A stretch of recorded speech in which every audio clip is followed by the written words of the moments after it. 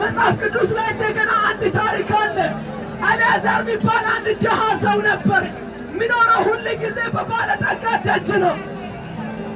በዚህ ባለጠጋ ደጅ ላይ ስኖር ከባለጠጋ የተረፈውን ትራፊ ሁል ጊዜ እየበላ ይሰነብት ነበር። ግን እንዲህ ሆነ። አንድ ቀን አልዓዛር ሞተ፣ ባለጠጋም ሰው ሞተ።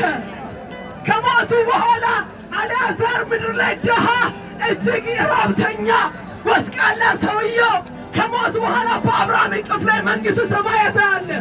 ያ ባለጠጋ ሰው ግን ሲኦል ላይ ነው ያለው።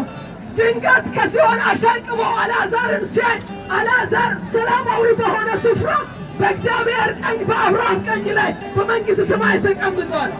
ሰውየው እንዲህ ብሎ አልዓዛርን ለመነ። አልዓዛር ሆይ ተቃጠልኩኝ፣ በጣቱ ላይ ውሃ ንከርና ምላሴን አቀዝቅዝ ብሎ አልዓዛርን ለመነ።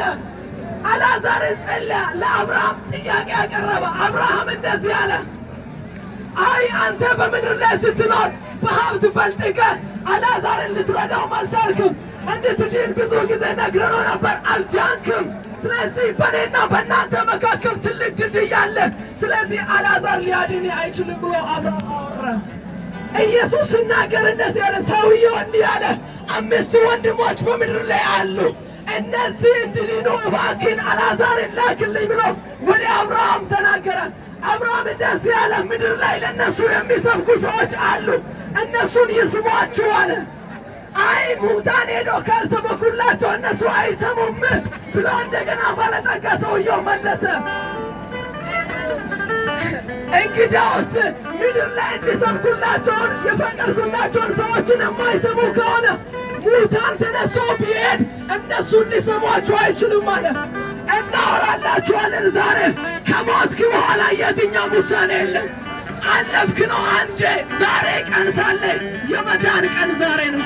ዛሬ በሕይወት እያለ የመዳን ቀን ዛሬ ነው። ነይተ እግዚአብሔር ይጣራሻል። ና ወንድም እግዚአብሔር ይጠራሃል። ኑ ወዳጆች እግዚአብሔር ይጠራችኋል። እግዚአብሔር በእናንተ ላለ ፕሮግራም እንድትድኑ ነው። በእናንተ ላለ አጀንዳ እንድታመልጡ ነው። የመጨረሻ ዘመን ነው። ከዚህ በኋላ የጸጋ ዘመን የለም። ከዚህ በኋላ ኢየሱስ የሚመጣው ለፍርድ ብቻ ነው። እንዲያው መጽሐፍ ሲናገር ዮሐንስ ወንጌል ላይ በልጁ የሚያምን የሚድንበት እንጂ በልጁ ያላመነ በኋላ አይደለም የሚፈረደው፣ አሁኑኑ ተፈርዶበታል ይላል እግዚአብሔር ቃል ሲናገር።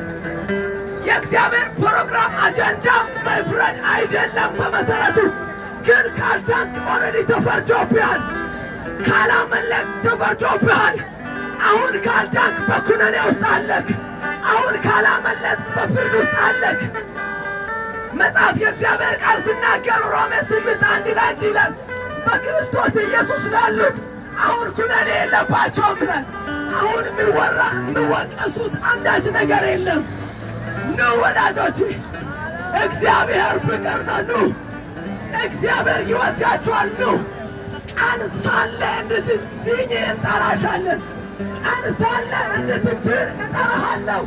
ቀን ሳለ እንድታመልጡ እናወራላችኋለን። እግዚአብሔር በዚህ ስፍራ በእኛ ሆኖ እናንተን ይጠራችኋል። የመስበክ ጥማት ኖሮብን አይደለም። ኑ ኢየሱስ ይወዳችኋል። ኑ ጌታ ኢየሱስ ይጠራችኋል። የፍርድ ዘመን ቀርቧል። እግዚአብሔር የሚፈርድበት ጊዜ ቀርቧል። መጽሐፍ የእግዚአብሔር ቃል ሲናገር እንደዚህ ነው የሚለው፣ ትሉ የማይሞትበት እሳቱ የማይጠፋበት ወደዛ ነው የምትሄጂ፣ ወደዛ ነው የምትሄደው። ምናልባት በተለያዩ ፍርሃት ውስጥ፣ በቤተሰብ በሃይማኖት ካባ ውስጥ፣ በተለያዩ ማህበረሰብ ውስጥ ታቅፋችሁ ሊሆን ይችላል። ሕይወት አንድ ነች። ምንኖረው አንዴ ነው። ካለፍን አለፍን ነው። ዳግም አናገኝም። ዳግመኛ ካልተወለዳችሁ ትሞታላችሁ። ዳግመኛ ካልተወለዳችሁ በኃጢአታችሁ ትሞታላችሁ። ኢየሱስ ሲናገር እንደዚህ አለ፣ እኔ መሆኔን ካላወቃችሁ በኃጢአታችሁ ትሞታላችሁ አለ። ኢየሱስ ይወዳችኋል። ኢየሱስ ይወዳችኋል። ዛሬ አንድ ድምፅ አለ፣ ኢየሱስ ይወዳችኋል። ኢየሱስ የሰው ልጅ ነው የምትል ዛሬ ልንገርህ፣ ስማ። የሰው ልጅ የሆነበትን ምክንያት እነግርሃለሁ። አምላክ ሰው ሆነ። ለምን? አንተን ሊያድን ነው። አንቺን ሊያድን ነው። ለምን ሥጋ ለበሰ?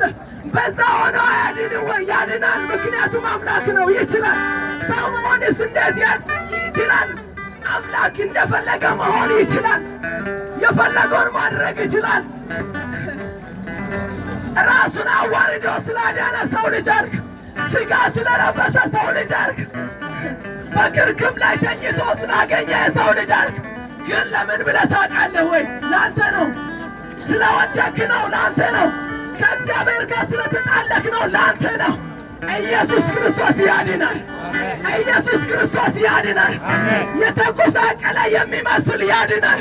ከምድር ላይ እንደ ሥር የበቀለ ኢየሱስ ያድናል። ኢየሱስ ክርስቶስ ያድናል። ስለ እኛ የቆሰለ እሱ ያድናል። ስለ ኃጢአት የደማ እሱ ያድናል። ስለ አንተ በመስቀል የተንጠለጠለ እሱ ያድናል። ኢየሱስ ያድናል። ኢየሱስ ያድናል። ይህንን ድምፅ እናስተጋባለን። ኢየሱስ ያድናል። ኢየሱስ ያድናል። ይህንን ድምፅ እናስተጋባለን። ኢየሱስ የሰው ልጅ ቢሆንም ኢየሱስ ጌታ ነው። ኢየሱስ ጌታ ነው። እድል እንሰጣችኋለን። ኑ ዳኑ አይለው ከድምፅ መጨሰ ከክዶ ተቀመጨሰ ኩዮን ተክኬን ዋለ ኢየሱስ ይቶ ዋለ ክንፍ ወለን ችስተካ ኢየሱስ መሰቀ ለቤታችሁ ረፍት ይሆናል። ለዘመናችሁ ረፍት ይሆናል። ለምትኖሩበት ኑሮ ረፍት ይሆናል። ለወዳኛ ሕይወት ዋስትና ይሆናል። ኢየሱስ ክርስቶስ ይወዳችኋል።